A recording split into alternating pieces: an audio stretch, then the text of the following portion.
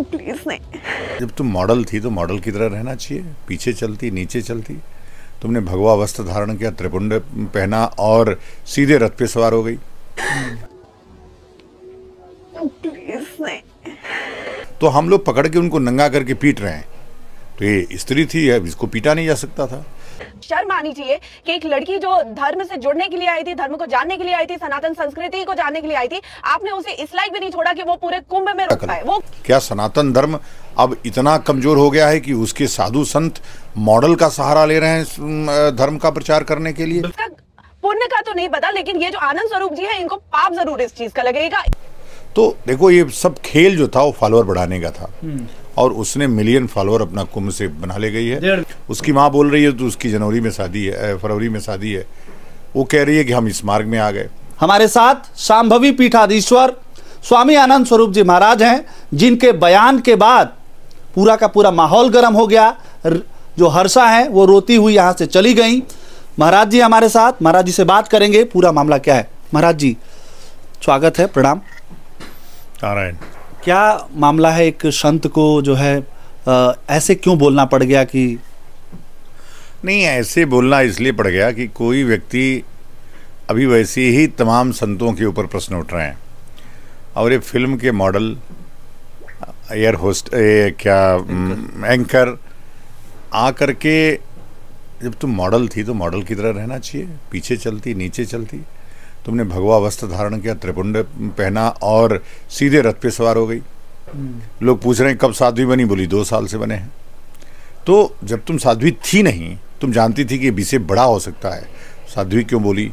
तो इससे हमको लगा कि देखो, हमको जो भी हर्षा वर्षा मोह है, रिछारिया है, उससे हमको कोई आपत्ति नहीं है।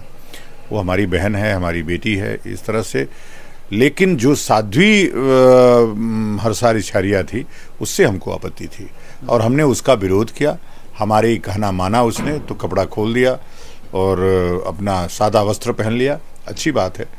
हमारा कहना है कि जिसको भी, जो भी, हम इस कुंभ में भी तमाम छद्म लोग घूम रहे हैं, उनको भी निश्चित रूप से नंगा करने का काम करना चाहिए। जो गलत है, जो परंपरा से नहीं है, जिसको ज्ञान नहीं है परंपरा का, वो बन के घूम रहा है। अभी कई मुसलमान पकड़े गए जो साधु बन के घूम रहे हैं, तो हम लोग पकड़ के उनको नंगा करके पीट रहे हैं। तो ये स्त्री थी, इसको पीटा नहीं जा सकता था। तो इसलिए हमने एक बयान दिया, और उस बयान का उसने, ठीक है, रोना उसका जायज़ है, चूँकि सारी पोल खुल गई उसकी। जब आदमी की पोल खुल जाती है तो उसको लगता है कि ये तो हमारे साथ बड़ा अन्याय हुआ। अच्छी बात है, उसको बाद में समझ में आएगा कि मैंने उसको सही मार्ग दिखाया है।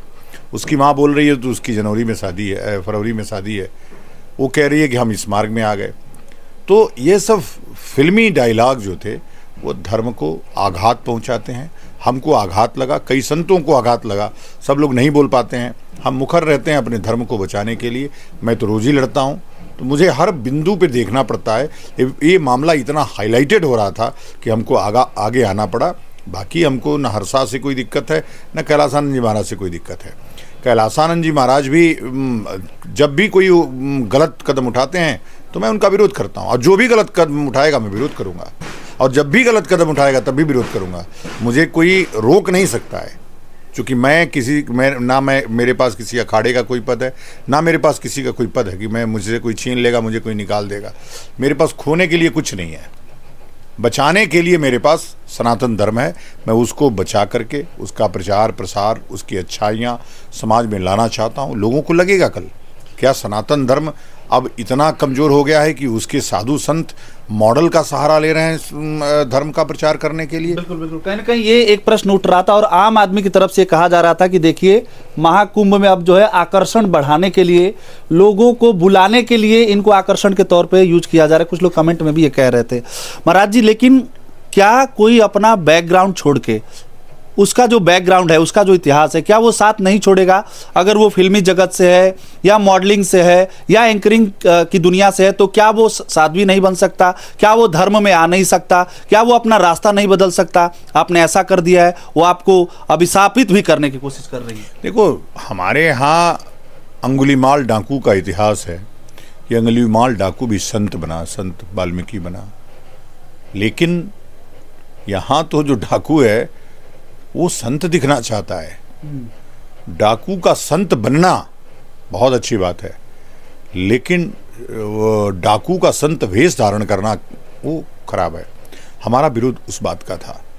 तमाम लोग, रोज कितने लोग साधु बन रहे, मैं किसका विरोध किया? मैंने कभी विरोध, जब परंपरा के अनुसार वो भी आती, परिमार्जन होता उसका, थोड़ा पढ़ती, थोड़ा लिखती, थोड़ा परंपराओं को समझती, थोड़ा जानती, सेवा करती, और उसके बाद वो सन्यास मांगती कि मेरी सन्यास की इच्छा है। उसके गुरु को लगता है कि सन्यास देना चाहिए कि नहीं देना चाहिए, वो समझते। तुम नहीं हो, फिर रथ पे सवार हो गई भगवा पहन करके, त्रिपुंड लगा करके, और बोली कि 2 साल हो गया। तो देखो, ये सब खेल जो था वो फॉलोअर बढ़ाने का था, और उसने मिलियन फॉलोअर अपना कुंभ से बना ले गई है, 1.5 मिलियन। तो ये जो हुआ है, या उसका काम पूरा हो गया, वो चाहे रोए गाए, वो सब दिखावा है। उसने अपना काम पूरी तरह से कंट्रोवर्सी क्रिएट करके, पहले तो कंट्रोवर्सी हुई नहीं, जब हम बीच में आए तो कंट्रोवर्सी हो गई, चूंकि हमने उसका उल्टा कर दिया। लेकिन उसने अपना काम साध्वी बन के, सबसे सुंदर साध्वी, सबसे ही फलाना, अरे उससे कितने सुंदर हमारे साधु हैं, आप उनको देखिए तो। आपकी दृष्टि अच्छी होनी चाहिए। तो मतलब जिस चीज से साधु हटते हैं, वैराग्य की बात होती है, शारीरिक जो सौंदर्य है, आंतरिक सौंदर्य की तरफ लेके जाते हैं, वही उनको हाईलाइट करके बताया जा रहा था कि सबसे सुंदर साध्वी। तो कहीं आपको लगता है इससे हर्ट हुआ? बिल्कुल, यही सब चीजें जो है, पूरा मुंह पे भस्मी लगाओ, मुंह पे फेस पैक लगा करके, ब्यूटी पार्लर से आ करके फर्जी जटाएं बना करके, सबसे आघात तो हमको पहुंचाया। जटाओं का मजाक बन रहा है इस समय, फर्जी जटाएं लगा करके साधु दिखने का प्रयास किया गया। तो एक दो पाप नहीं हुए हैं, ये समस्त पाप हुए हैं। भगवान माँ गंगा को की इच्छा नहीं है कि वो रहे, तो उसने निर्णय लिया, बहुत अच्छी बात है, जा करके इसका प्रायश्चित करे। हमको गाली दे, कोई बात नहीं, हमको गाली, अगर सनातन धर्म के लिए, मैं तो रोज ही गाली खा रहा हूँ, रोज ही पत्थर खा रहा हूँ, खाता रहूँगा, लेकिन सनातन धर्म के लिए लड़ता रहूँगा। उससे कोई लड़ने से रोक नहीं सकता है, और ना कोई मुझे परिवर्तित कर सकता है। उनके गुरु का अपमान आपने किया है, उनका ये आरोप है, और इसीलिए वो छोड़ के यहाँ से जा रही हैं। नहीं, मैंने उनके गुरु का अपमान, उनके गुरु बाद में है, मेरे मित्र हैं वो सबसे पहले, और आज से नहीं है, बहुत दिनों से हैं, 20 साल से हमारे उनके संबंध हैं। मैंने कभी उनका विरोध नहीं किया, मैंने उनके कार्यों का विरोध किया, जो ये काम था उसका विरोध था। मैंने उनके गुरु का अपमान, या किसी गुरु का अपमान करना हमारा हम कर नहीं सकते हैं, किसी का भी, चाहे वो कोई साधु हो, ये सोच भी नहीं सकते।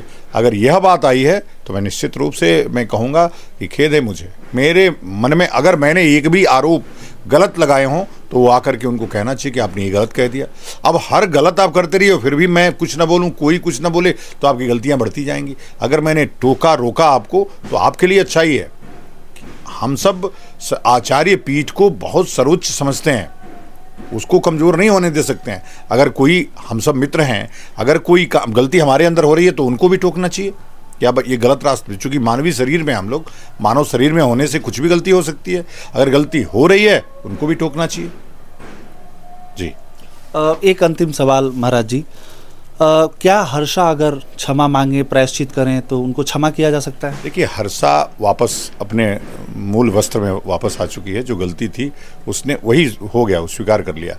जो उसने अपमान किया उसको एहसास होना चाहिए, और उसके लिए जरूर सनातन धर्म के संतों महंतों से, माँ गंगा से, हमारी परंपरा से माफ़ी मांगना चाहिए कि आगे से गलती मैं नहीं करूँगी, कभी फर्जी जटा नहीं लगाऊंगी, कभी त्रिपुंड लगा करके, भगवा पहन करके सन्यासी साध्वी लिखने का काम नहीं करूँगी, बोलने का काम नहीं करूँगी।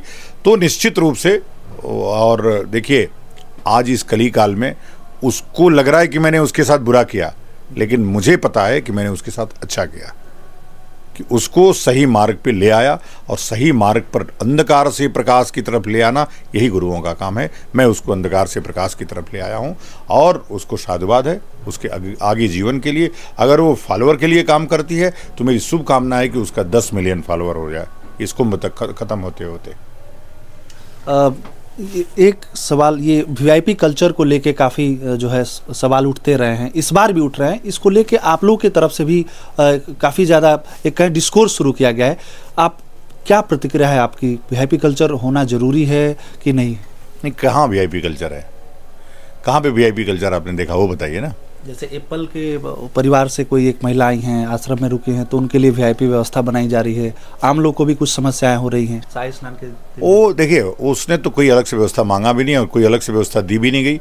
हाँ, उसको भी गलत रूप से प्रेडिक्ट किया गया, वो भी एक अपराध था। वो बताया गया कि वो संन्यास रूप में 15 दिन रहेगी। सर, 15 दिन के लिए कौन संन्यास लेता है? कौन लेता है बताइए जरा।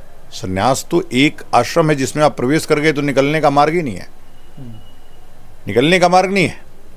उसको बताया गया कि हमारी शिष्या फलाना, उस लंबी कहानी है, छोड़ दीजिए। फिर से सही चीज़ बोलने पर लगता है लोगों को कि अपमान हो रहा है। तो धीरे धीरे एक एक पॉइंट, अभी एक ठीक हुआ, दूसरा भी ठीक होगा, धीरे धीरे सब ठीक हो जाएगा। मुझे पूरा विश्वास है कि कैलासानंद जी महाराज बहुत समझदार व्यक्ति हैं।